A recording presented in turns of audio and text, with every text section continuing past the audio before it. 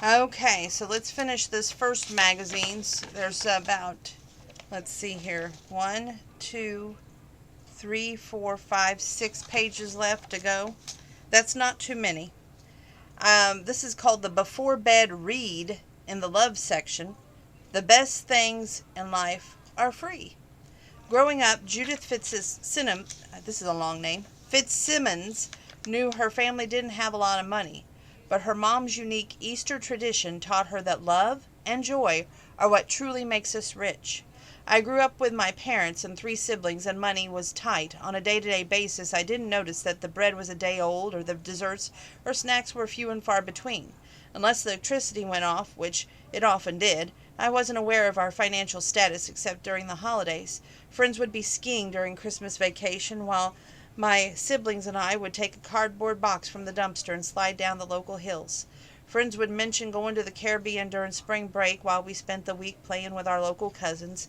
When my friends were wearing store-bought Halloween costumes, my siblings and I made our own decorating our winter pajamas. While I knew there were differences between my friends' celebrations and ours, I always felt ahead of the pack when it came to Easter. We didn't have money for fancy clothes, ornate Easter baskets, or trips abroad. Instead, my mother outdid everyone I knew, and she started a tradition that I still maintain today. She wrote Easter clues that rhymed and then put a clue inside each egg, and she would hide the eggs until the next day. The 4 of us kids would go on the hunt. My mother would grab our poor beagle Tika and dip her front paws in mud to create Easter bunny prints, and then she would read the first clue of the hunt. The clues were always rhymed and were always subtle enough to keep us guessing. For example, this clue led us to the sagebrush in the backyard. Keep that smile on your face, no pushing or shoving during the race. Outside again and look around, a sage clue is looking to be found. She typically had 10 clues, with the last one leading us to our basket, which she often decorated with a paper lunch bag that contained an orange, a pear, or socks, or some other necessity, and some small selection of jelly beans. She always made sure that she included a black jelly bean, and she would say that while most people didn't like that flavor, it was her favorite. She would have us raise our black jelly bean in the air, and she would make a toast. Let this jelly bean remind us that we should often open our heads and hearts to different things, and now we should open our mouths to open this jelly bean. We all would pop them in our mouths and say, Amen. The other part of the Easter tradition was the money hunt. She would put 16 plastic eggs and coins in each of them. She would hide them around the yard while we were supposedly not looking. When the time came, she would remind us that we were both entitled to find 4 eggs. You would have thought we were searching for gold with all that laughing, pushing, and intensity we raced to find our eggs. We took our eggs inside, opened each one of them gleefully, shouts when we saw a quarter and tiny moans when we saw a penny. We each had to do the same math to determine who had the most money. She always made sure that we each had at least $1 total. And that weekend after that Easter, when all of the Easter items went on sale, she would take us to the dollar store and let us shop for our own gifts. We had these Easter hunts every year as I was growing up. When I graduated from college, moved away, and had my daughter, my mother came through for me again. My daughter was 3 and I was working as a freelance writer. I was so busy that I didn't prepare any clues. The day before Easter I went to the mailbox, and inside was a small box that contained 4 plastic eggs and clues that my mother wrote based on the location of various things in my house. Not a year has gone by since that tradition I have not continued. I still have the clues, the money hunt, the black jelly bean. In addition, that year my mother passed away, I also added a golden egg to the hunt and told my daughter that my mother was shining her love and light on her. That egg has been the most sought-after prize for my daughter ever asked for. Judith Fitzsimmons. It says that the Chicken Soup for the Soul, Best Mom Ever, 101 Stories of Gratitude, Love, and Wisdom, inspiration guaranteed for a sweet collection of 101 feel-good, heartwarming anecdotes about wonderful adventures of motherhood. Pick up a copy of Chicken Soup for the Soul, Best Mom Ever, available at Amazon.com and wherever books are sold. Moving on. Okay. Oh, the horoscopes. You all love when I do these. This is March 11th through April 5th. Aries. which is March 21st through April 19th. From March 20th on, while the sun is in your sign, you'll let out a burst of self-assured energy to channel into your big picture goals. You're going to feel empowered by your inner fire and progress. Around March 28th, open up about an emotional wound with a loved one that paves a healing path. Leo, that's yours truly. July 23rd through August 22nd. Come March 13th, and intentional is related to your relationships. Finding new ways to say what's in your heart bolsters your bonds. From March 21st on, seeking bold ways to broaden your horizons. Try thinking a new mind-body app offers fulfillment. Go for it. Or try going to your YouTube channel when you're under the weather. It helps as well. Anyway, Sagittarius, November 22nd through December 21st. It'll be easy to make your nest even cozier while Mercury's in your fourth house of home around March 15th.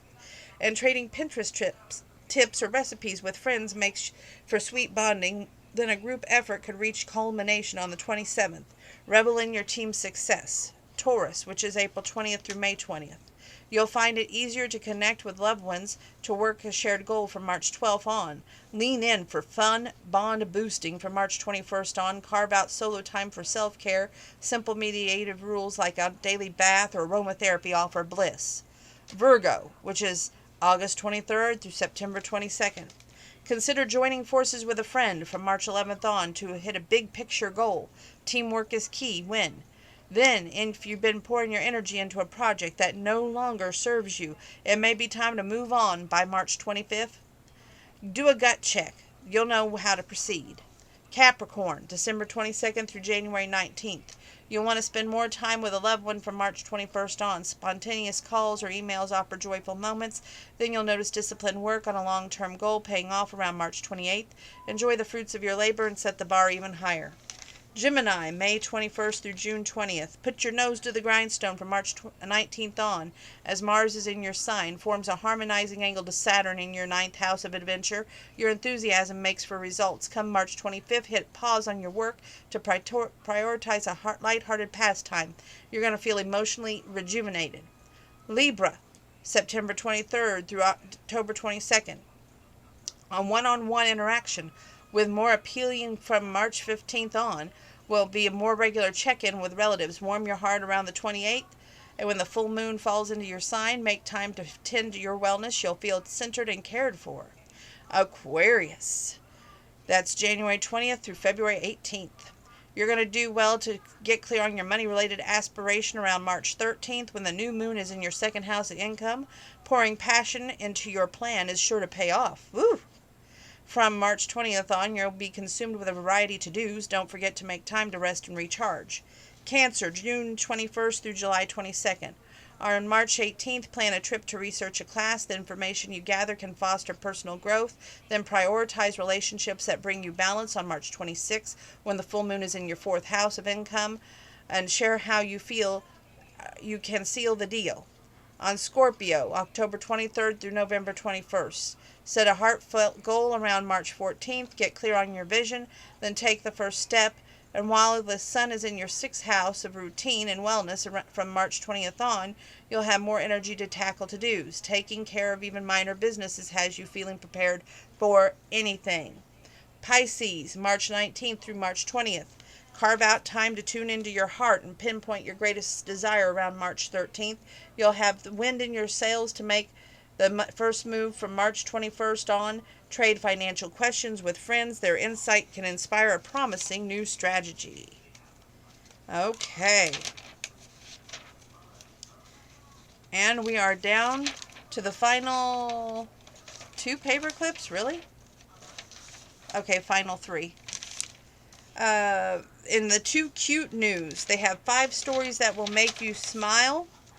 They have a panda that's athletic hanging around Chindachu, China. There's a whole wide world to explore for this young panda at the Shinshunsping Panda Base. The clever cub showed off his climbing skills as he bravely made his way to the tallest tree to ensure that he would be admiring a spectacular view. Here's a silly one. That's reservations for 2. There's a stuffed squirrel with a little table that says the sky's the limit. And there's a real squirrel with his little paw in the cup. It says Norwich, Connecticut. reservation for two. This hungry squirrel was joined by a special guest as he enjoyed a tasty lunch. The homeowners had set up a mini dining spot in their backyard, complete with treats, a tiny picnic table, and dubbed it Rosie's Cafe. On this particular day, the squirrel was surprised to find a plush buddy already at the table when he arrived for the meal, but he seemed happy to dine next to his new friend.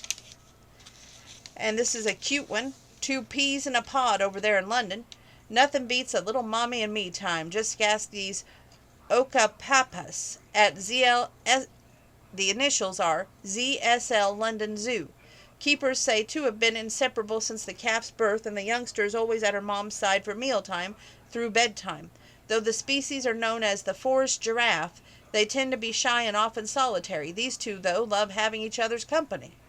A sweet bundle of joy. And it shows a beautiful little koala.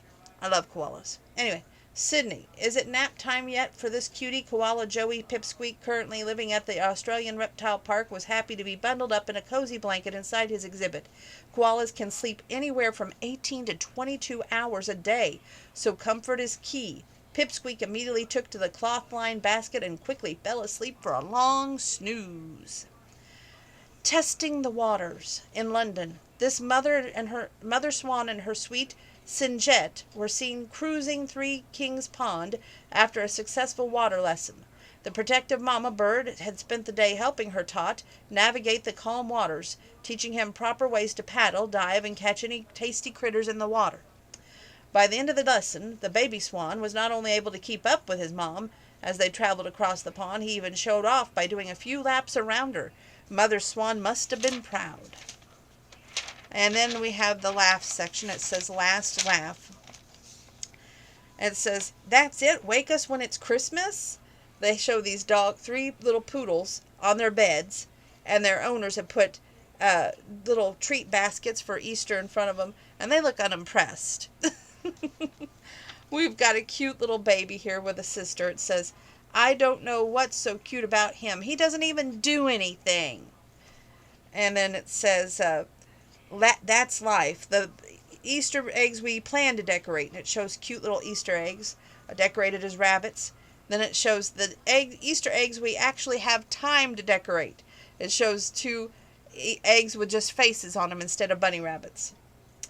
And that's what I'm going to share with you today from the Last Laugh Fun page of First Magazine, and that is the final pages I'm going to share from you. This was so jam-packed for us, wasn't it? April 5th, 2021. You just got to pick up this First Magazine. It's that good. Anyway, thank you for tuning in, and I will sign off with you now. Make sure that you're washing your hands, staying 3 feet apart, that you're wearing your mask, using your hand sanitizer when you can't wash your hands. But most of all, I wish you faith, hope, and love, the greatest of those being love, of course, with prosperity in the heart and in your bank, and as well as remembering it's better to give than it is to receive. Help others when you can, and don't expect anything back other than a thank you. God bless. Stay safe. Stay well. Till we meet again tomorrow, hopefully.